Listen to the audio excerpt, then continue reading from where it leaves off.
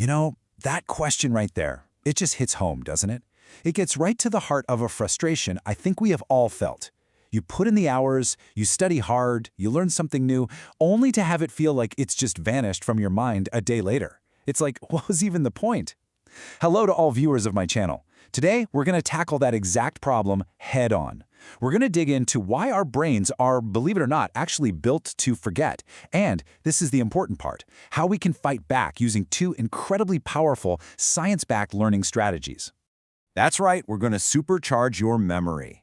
And the two keys to unlocking this power are active recall and spaced repetition. Now, these aren't just clever little study hacks you see online. These are fundamental principles for how our brains actually build lasting knowledge.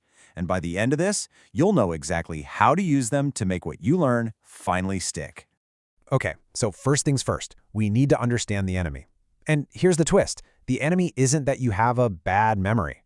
The truth is, our brains are literally wired to forget. It's a feature, not a bug. It's actually a survival mechanism that's designed to toss out information that seems irrelevant, so we have room for the stuff that really matters.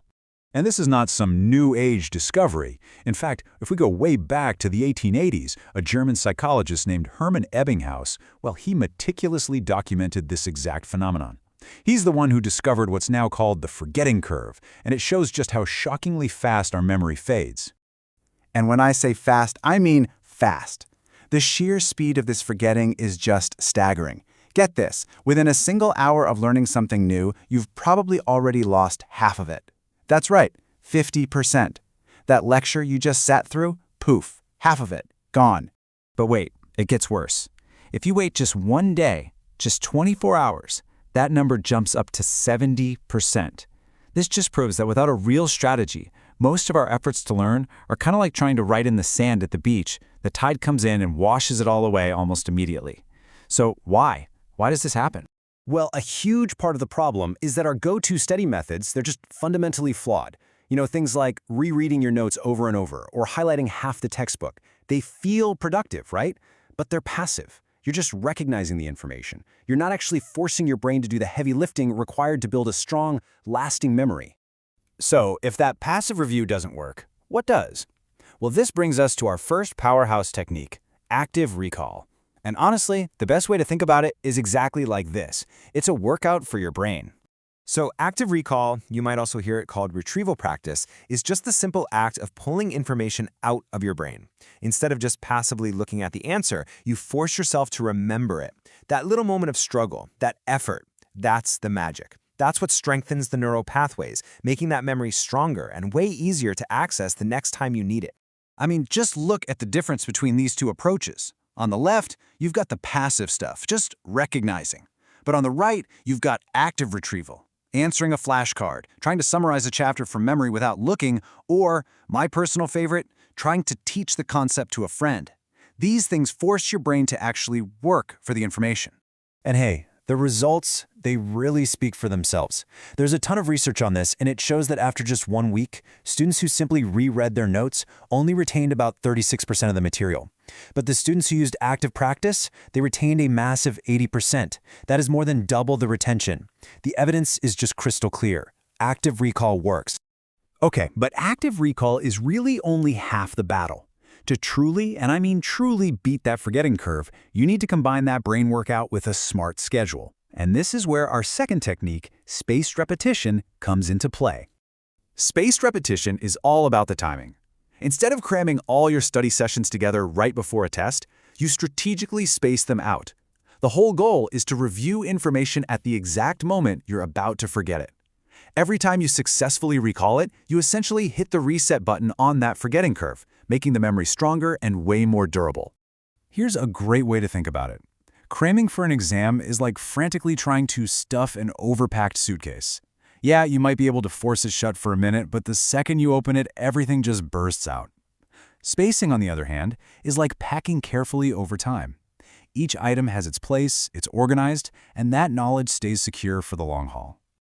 All right, so we've covered the what and the why. Now for the most important part, the how. How do you actually take these awesome techniques and put them into practice in your real life? The absolute key here is to understand that these are not two separate ideas. They're one integrated system. They work together. You use the workout, that's active recall, but you perform it on the smart schedule of spaced repetition. This combination is the real secret sauce to efficient, long-term learning. So what does a schedule like this actually look like? Well, here's a pretty classic example. You might review some new information after one day, then maybe 3 days later, then a week later, then 2 weeks. You see how the intervals, the gaps, they get longer and longer? That's the magic of it. Each time you successfully remember something, it strengthens the memory, which means you can wait longer before the next review. It makes your learning incredibly efficient over time. And you know, the best part is you don't have to manage this whole schedule with some complicated calendar. There are amazing tools out there that do all the heavy lifting for you. I mean, simple flashcards are the classic way to do active recall, sure, but there's dedicated spaced repetition software, you'll see it called SRS, like Anki, that can automate the entire schedule. And a lot of popular quiz apps like Quizlet have these features built right in too. Okay, now this all sounds great in theory, but let's be real. In the real world, it's pretty easy to run into problems. So let's talk about the most common traps people fall into, and more importantly, how you can escape them. The first one, and this is by far the most common trap, is the overload dilemma. You get really excited, you create hundreds of flashcards for a new subject, and then a few weeks go by, and suddenly you're faced with this mountain of daily reviews that just feels impossible to get through. It's stressful, and it's probably the #1 reason people just give up. So here is your escape plan. First, just be realistic. Go into your app settings and limit the number of new cards you introduce each day. Second, you gotta prioritize. Don't try to memorize every single tiny detail. Focus on the core concepts that matter most. And third, build consistency. Seriously, even just 15 minutes a day is way more effective than a giant 2-hour cram session once a week. It is all about creating a sustainable habit. All right, the second major trap is a little more subtle. It's poor flashcard design.